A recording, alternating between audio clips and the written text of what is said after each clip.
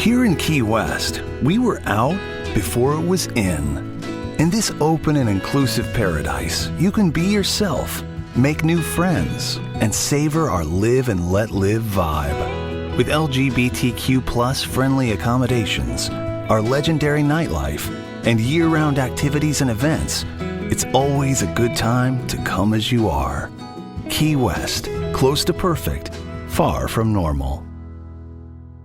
Ever notice your dog acting totally out of character? It might be stress. My dog Max used to lose it every time I grabbed my keys. The second I'd reach for the door, he'd be pacing, whining, or tearing up the couch. His separation anxiety was stressing both of us out. So I tried Cradle. They make vet-formulated calming products with premium ingredients. Chews, bars, tinctures, whatever works for your dog. And here's the thing. They help dogs stay calm and relaxed without making them drowsy or zoned out. Whether it's separation anxiety, thunderstorms, car rides, or just the chaos of everyday life, Cradle helps support balanced behavior. And the best part? You can try Cradle risk-free. If it's not a good fit for your pup, you get your money back. No stress, no hassle, no hard feelings. So if you're ready to help your dog find their calm, head to cradlemypet.com. That's Kradle mypet.com. That's Cradle with a K. Try it risk-free today because a calm pet is a happy pet.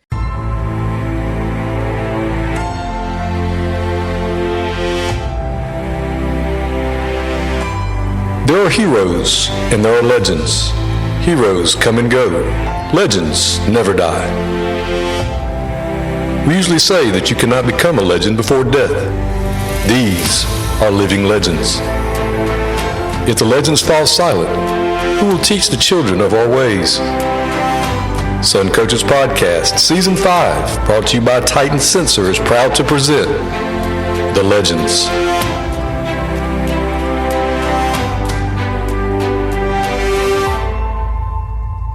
Sun Coaches is proud to partner with Titan Sports for the next 4 seasons on Sun Coaches Podcast.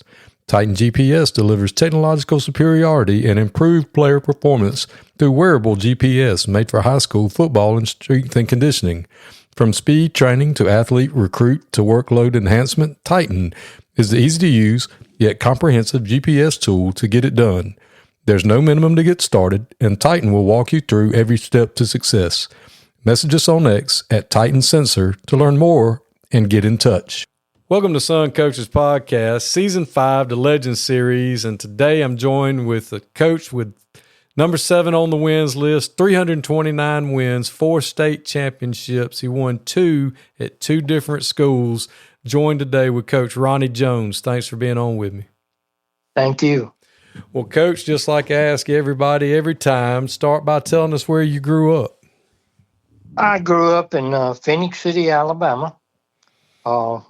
Went to Southern Union Junior College and played a little baseball, and went to Troy State, actually, with a little baseball help, but had a knee problem and just didn't work out. And I stayed out of school for a while and finally finished up at Auburn. So when you were in high school, did you just play baseball or did you play a little bit of everything? I played football and baseball. That was about it. That was about it. So did you go? What high school did you go to in Phenix City? I went to Central High School in Phenix City. Okay. So you knew coming out of high school you were going to be a baseball player, obviously, since you played college ball. Well, I really didn't know what I was going to do. I knew I wanted to do something. I think I was probably the first person out of either side of my family to ever go to college. Everybody just went to work when they graduated from high school. And I just did this. I had talked with a friend for somebody I worked at as a bag boy in a grocery store, and he talked me into going to Southern Union, and I'm glad I did because I really enjoyed it. What position did you play? Well, in high school, I was an outfielder, but when I got to Southern Union, I ended up playing some shortstop, a little bit of outfield, and also pitched. Oh, so you must have been a good athlete. Well, I think we had a bunch of good players on our high school team, and it really helped me. At Southern Union is really big in baseball now. They wasn't quite as big back in those days.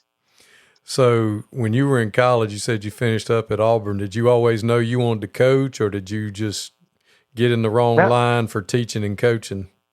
I'm gonna be honest. It's kind of a funny story. I got out of college and went back and got out again, and I was working for cable TV in Opelika, Alabama, and went to work one day. And in order to put the cable TV in, you got to drill in a hole in the floor to go up under the house and run the wire through.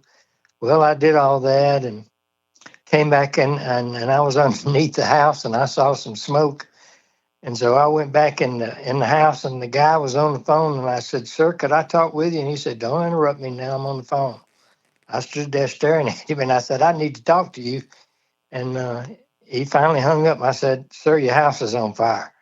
So what I had done is the fire people came, and they told me that I had drilled into the major electrical part circuit of the house and set it on fire, and they didn't know how I was alive because there wasn't no safety bit on the drill. So I knew then I had to do something. So I finally got myself back in college, and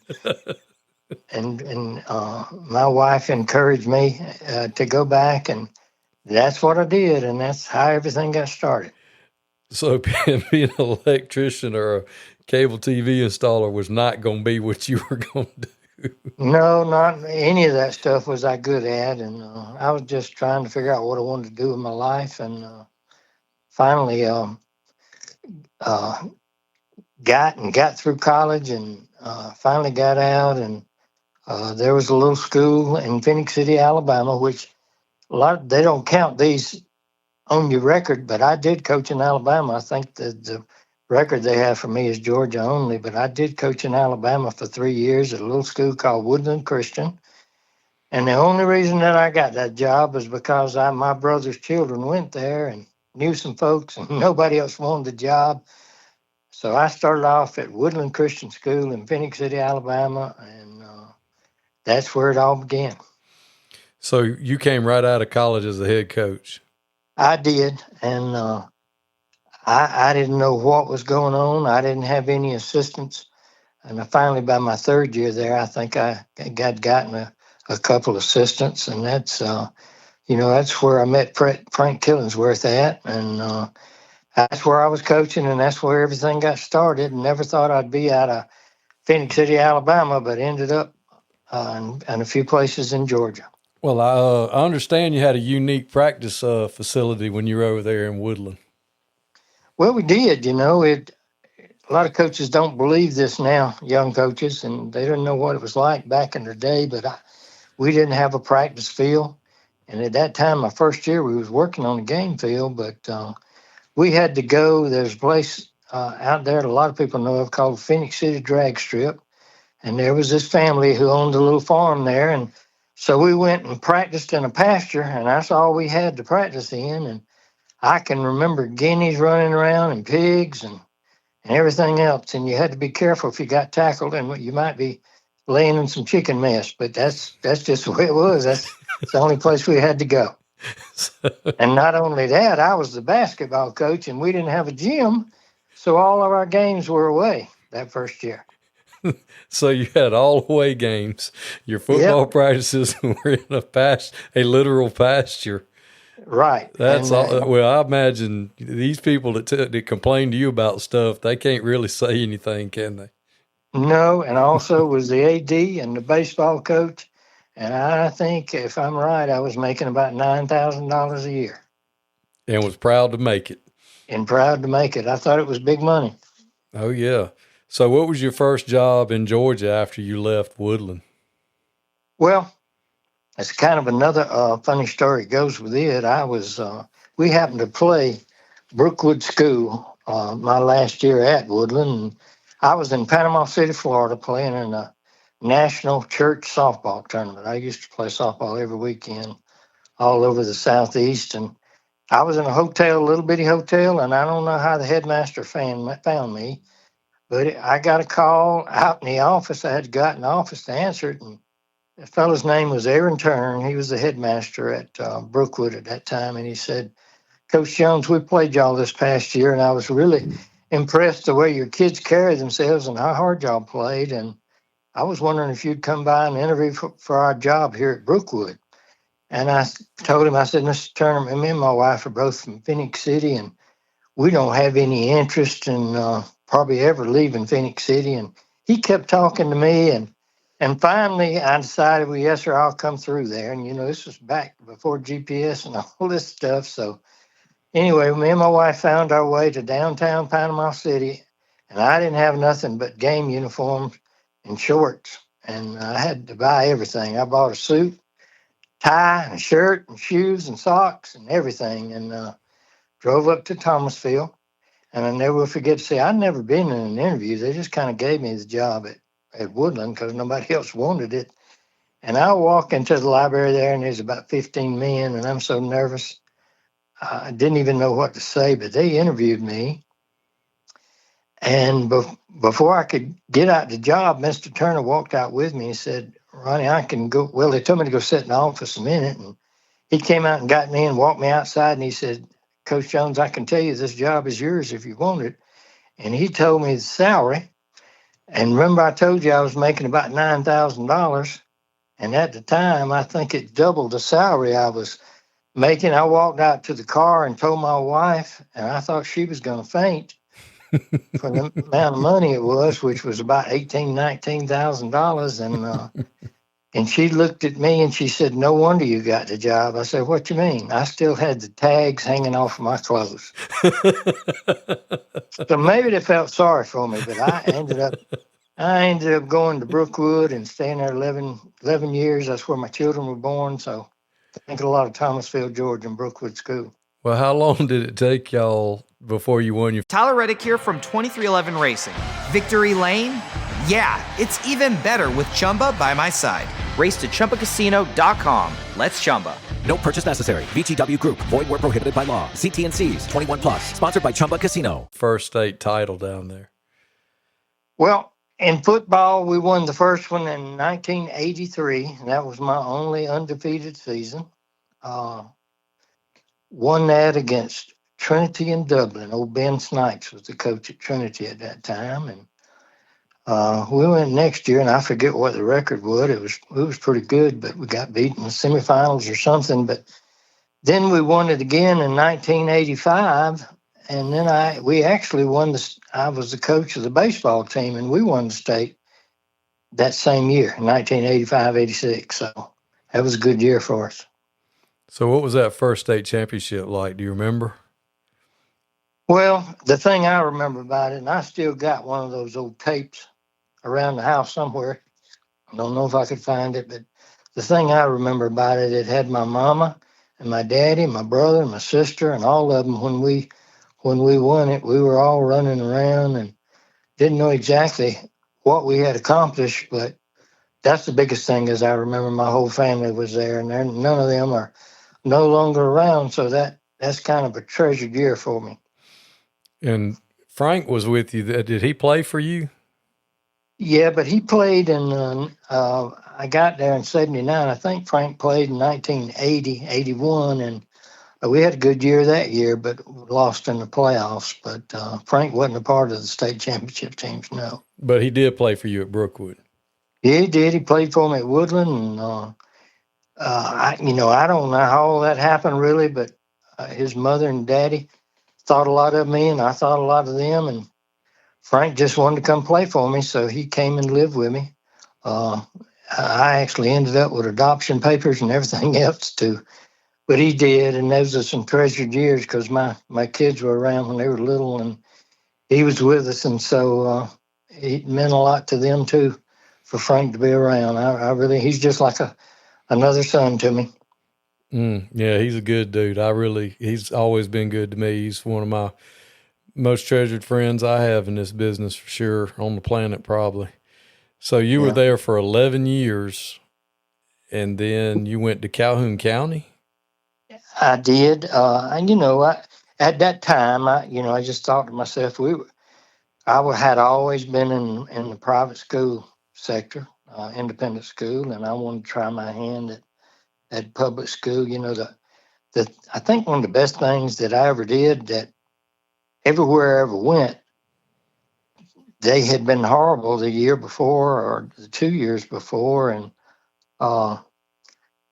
so I just wanted to try my hand in public school, and I did for those 3 years. And y'all had a good run while you were there. We did. I think we won 7 one year, 8 the next, and we might have won. My memory's not really good, but we won at least 9. Yeah, that was a good run at Calhoun County after those 3 years. Yeah. And was it at this time, by this time, Frank had gotten out of school and he was working for you, wasn't he? Well, yeah, he did come to work for me at Calhoun County. He did. Okay. So that was probably pretty neat. Somebody that you had coached come back to work for you. It was. And, and I've never been in a position, except when I got to Westfield, we added a few more assistants, but just like at Brookwood, you only had 1 and sometimes 2 assistants, and Frank was my main assistant at Calhoun County. He ran the defense for me. So you left Calhoun, and that's when you went to Westfield, right? Yep, went to Westfield, and it was a funny thing going on then. I went to Westfield, and they were either 1-9 or 2-10 the 2 previous years, and when I left Calhoun County, I'm just going to be honest, I had a bunch of athletes. It's probably the reason I won. I don't know how much it had to do with coaching, but got to Westfield and wanted to have spring, so at least I could meet the kids, and got to Westfield and had 17 players in the spring, and it didn't look very good at that time. And I asked a few friends of mine, how many they thought I could win. They said, Coach Jones, if you can win 3 or 4, they'll probably let you be mayor there in Perry. And so I was really scared and nervous about what we were going to do. But I got in the halls and started talking to kids and trying to talk kids to come out. And I did, and we ended up with 24, I think, when we started the season there in 1993. And what I had started doing is I went to all the clinics, and I would notice when I would go to these clinics at those times, they would have a room. Back in those days, they'd have an eye room, a split back beer room, a wishbone room, and just whatever you wanted to go listen to. And I always noticed that the wing T room was slap full. And so I started thinking about it right after spring, because at that time at Calhoun County, we had always ran the split back beer and ran the option. And before that, I was always a wishbone guy. So the option is all I really knew. And there's the person that I probably know everything to. His name is Wayne Trawick. He was the coach at that time at Central High School in Phenix City when I was in Auburn, and when I went to Woodland. And he kind of let me hang around and listen to the coaches, and I listened to him all the time and worried him to death on the phone. And at the time, he was running the wing T. So I just decided to do it. And at that time, nobody in the independent schools, anyhow, there wasn't that many in public schools that were running the wing T at the time. And it was just a lot of fun. We confused people, and people didn't know how to stop it at that time. They're a lot better at it now. But we ended up taking that team all the way to state finals, and lost to Stratford in the finals. So how many years were you at Westfield? I was at Westfield for 24, I believe. It's either 23 or 24. Yeah, there's a lot. I live in Hawkinsville at the golf course, and there's a lot of kids in our neighborhood that they go to Westfield. And so that's a very important school around here and in the area, and a good area to live in, and good school. And you won 2 state championships there too, didn't you, Coach? We did. I tell you, we had, you always think about the state championship years, but you coached just as hard in some of the years where you didn't win it all. And I was beginning to wonder, because I think we had lost in the finals at least 3 times while I was there, and lost in the semis a few years before. So we just could never, we lost some close ones, just could never pull it off. But we finally pulled one off in 2013. We did. First state championship in football that Westfield ever won. And did y'all go back to back, or was there a year in between? We went back to back. Also won it in 14. And gosh, if my quarterback hadn't have gotten hurt in early in the fourth quarter in 15, we had a good chance of winning it again. But we lost him and had to. Our football team was kind of surrounded around him, and anyhow, we didn't win it the next year. Well, you talked about going into places that weren't as successful or weren't very successful before you got there, and you had a knack for getting them turned around. What was your philosophy, or what did you do when you got there initially to get it? You didn't have a big staff, so I mean, was it the weight room? Was it discipline? I mean, what were things that when you went in, you said, "All right, we got to get this fixed"? I mean, what did you try to do? I'm not going to sit here and say that I'm a great X and O guy. I think a lot of it was luck and being in the right place at the right time. But I will say this: if I did anything that I thought that I did well, but going way back to when I first started coaching, I didn't enjoy my high school football days in high school, and that was back during the days when there were no water and a lot of pushing and yanking and stuff going on, a lot of language. And I told myself, I said, I'm going to coaching and I'm going to try to win without using foul language, without grabbing people, without embarrassing people. So I think that kids like playing for me. I thought that I always treated them fairly and they treated me fairly. And I'm not going to say that I didn't get hot and lose my temper every now and then, but I think it's one thing that I did and that I'm proud of is I think I always treated kids like somebody would want their own kids treated, and that's just the way I did it. And the Lord blessed me and was real successful. Well, it's obvious that was your style, because I've coached with Coach Killingsworth and been around him, for the past 10 or 15 years, and I've never heard him talk to children like that either. And that's something that he's always, he learned that from you, and was able to get those kids to play hard. And I've never seen him put his hands on one, and I've never seen him, use foul language with one and still get them to play hard. So he learned that from you. Well, Tyler Reddick here from 2311 Racing. Another checkered flag for the books. Time to celebrate with Chumba. Jump in at ChumbaCasino.com. Let's Chumba. No purchase necessary. VGW Group. Void where prohibited by law. See T&Cs. 21 plus. Sponsored by Chumba Casino. I'm glad he's a good youngin'. He ain't no youngin' no more, but I still look at him as a youngin'. And it just goes to show you that you can motivate kids and get them to play without having to carry on like that. You can, and it doesn't matter whether it's independent school or a public school that one of the poorest counties in the state. It doesn't matter if you treat them fairly. My favorite year of coaching was probably my year that my oldest son Trevor was the quarterback, and my youngest son Chance, who's now a coach, but he was a freshman. He also played some fullback and linebacker. That was my favorite year coaching. It was because it's young children, it was just a special year. But my favorite place to have been is Calhoun County, and it's because it was just so. I'm not saying I didn't love the other places, but Calhoun County was special because kids didn't have anything, and they'd do anything for you, and it just meant a lot more to them. What about across the field? Do you remember playing against anybody that you were like, man, that kid's really good?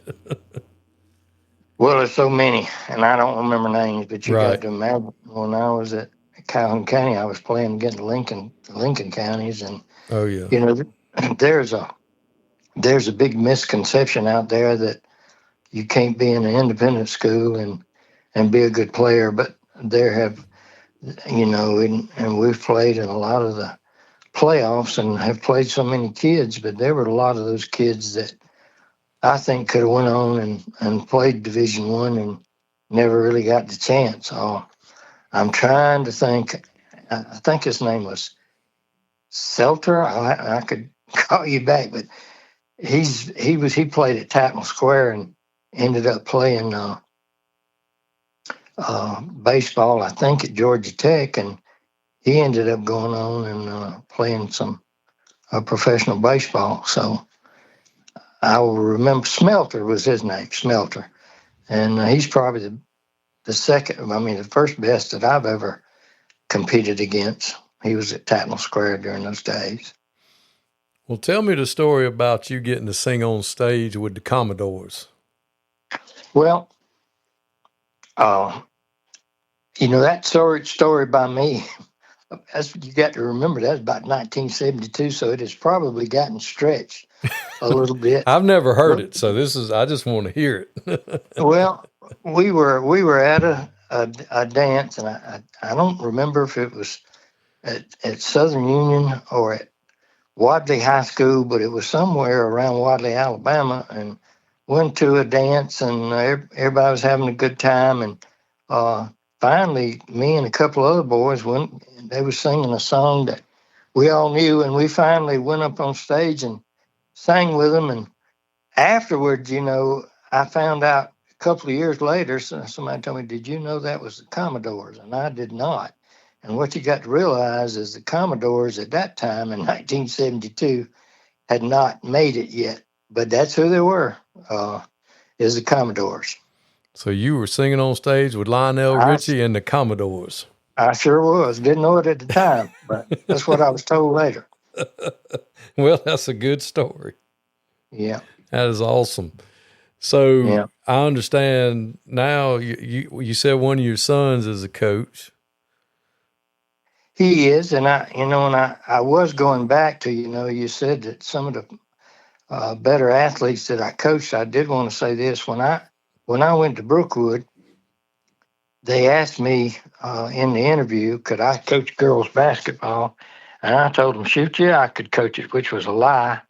I did coach it at Woodland Christian, but I didn't know what I was doing. I just said that to get the job. And I say this to bring this up, and a lot of people will know who this is. I coached a girl as a senior, and her name was Julie Bryan at the time, and she was a senior on my team. And she came and talked with me, and she said, "Coach Jones, I'm going to have to miss the region tournament, sub-region tournament. I'm going to a Junior Miss Beauty pageant." And I tried to talk her out of it. I said, "Julie, these girls are depending on you." She was my best player, and I talked and didn't do no good.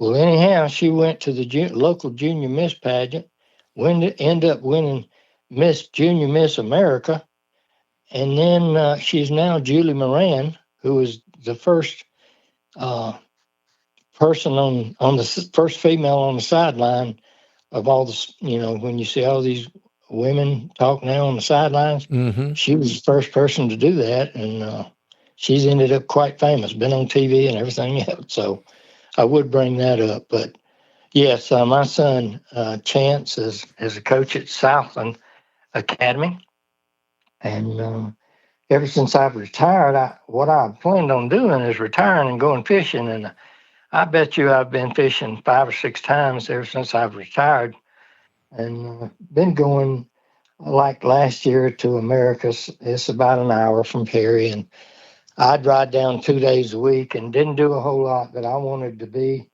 at least know the kids and help out a little bit where I was needed, and so I could go in the press box on Friday nights. And he doesn't have a great number of coaches and didn't have anybody really to put up there, but that's been quite fun, be able to put on the headphones and talk to your son on Friday nights, because he does run the wing tee. Not many people do that anymore, and so I still know that. So sometimes he agrees with me, and a lot of times he don't. But it's been really fun, and it gives me something to do. I'm still able to watch film and get ready for the next opponent and help where I can there. And not saying I'm a whole lot of help right now, but I still enjoy it, and it gives me something to do. So you're like a consultant. I guess, kind of. but uh, Is Coach uh, Willis still helping y'all over there? Is Carl Willis still help at Southland? he didn't this year. Now, I heard that he might be able to come back. There was some illness in the family or something, and he didn't get to help this year.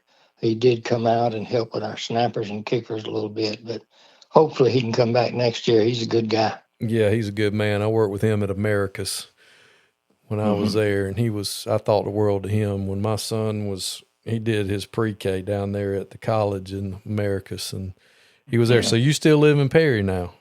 I still live in Perry. That's because the house is paid for.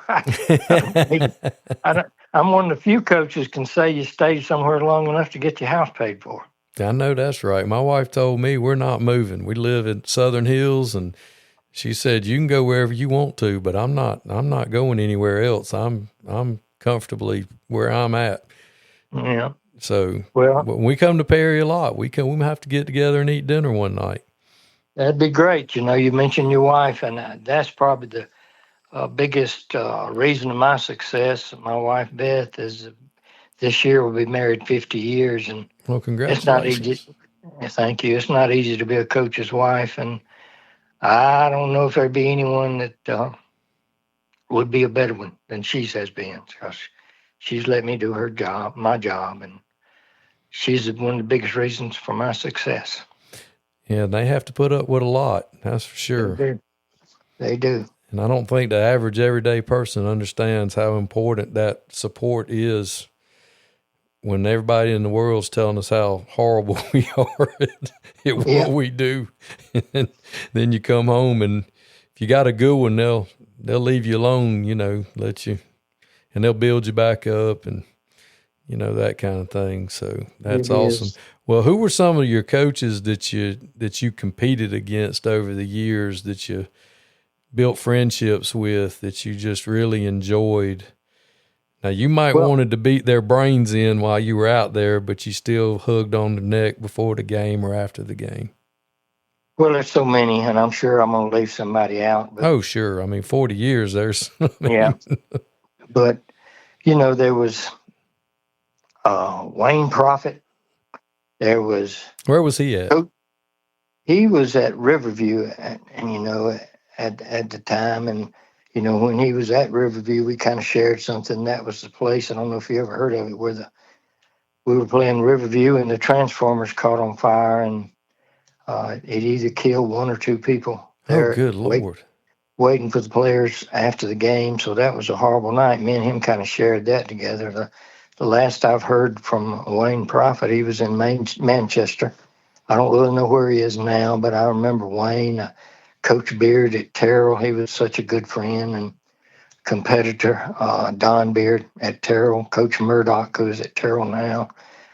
Jack Harris, who's at Terrell County now, but was at Terrell Academy back in those days. And then had a lot of battles with Barney Hester at Tatnall and Rodney Collins at Stratford. And there's just so many, a lot of good coaches that some of them are gone now, and I wish I could see again. But just a lot of good people, a lot of good coaches. Back in those days, it seemed a little different. We spent a lot of time with each other. Those were back in the days. I can remember when, gosh, that was that reel-to-reel film, and we had to get it on Friday night. And from then, I forget where we went, somewhere around Tifton or somewhere to get it developed. And then you'd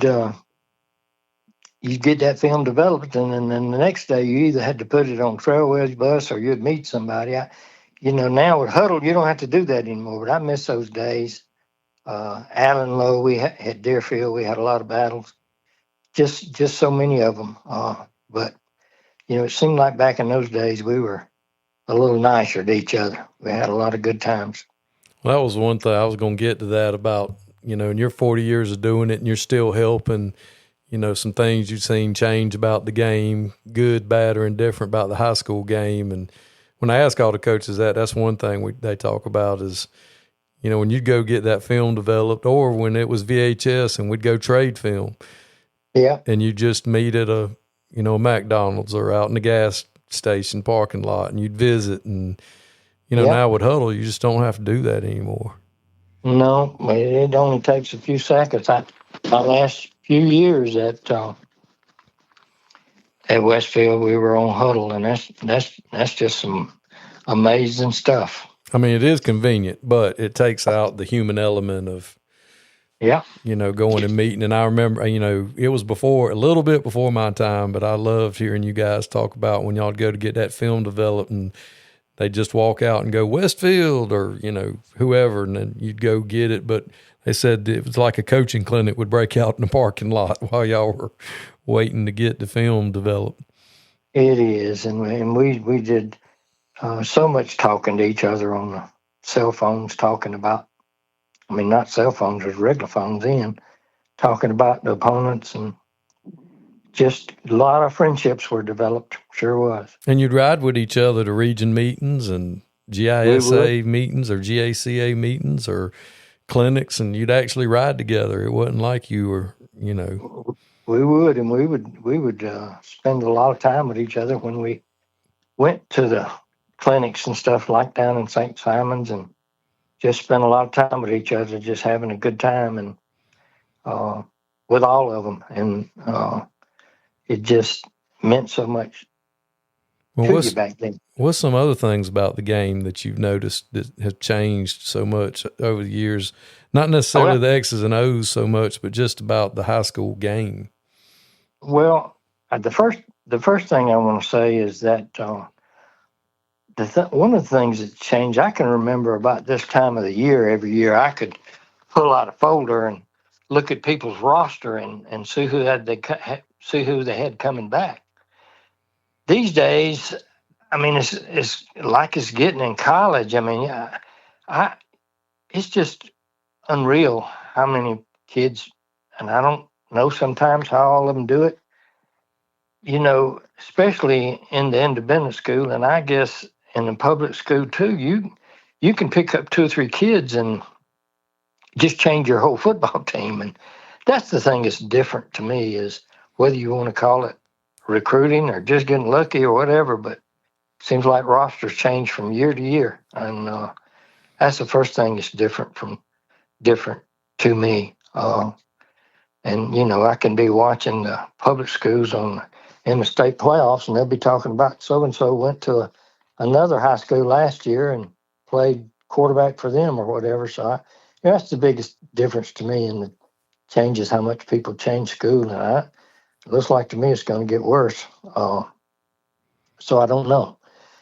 But that's the one big part to me. But the thing that has changed the most is, I'm from the old school days, and you could, back in those days, every week you could just about get ready for you going to play against 5-2 or 5-3 or 6-3 or something. And now with all this passing and everybody throwing the football everywhere, that's the biggest. It's maybe started my last couple of years of coaching, but now that's the biggest thing to me, is try to get ready for all this wide open stuff. You just didn't have it back in my day. Yeah, it's a good thing, not a bad thing. I'm just saying I didn't have to coach against it very much. Right. Yeah, it's definitely spread out, but everything's cyclical. Everything comes back. Like you said, you start being successful with the wing tee, somebody's going to want to, they're going to want to run it again. Yeah, it'll come back. It always does. And that's something that's always intrigued me about, the high school game and how it cycles. And, we copycat, we copy each other so much. And, we see something work for somebody else and we're like, ooh, I want to try that. That worked for my kids. I want to try that out. Yeah.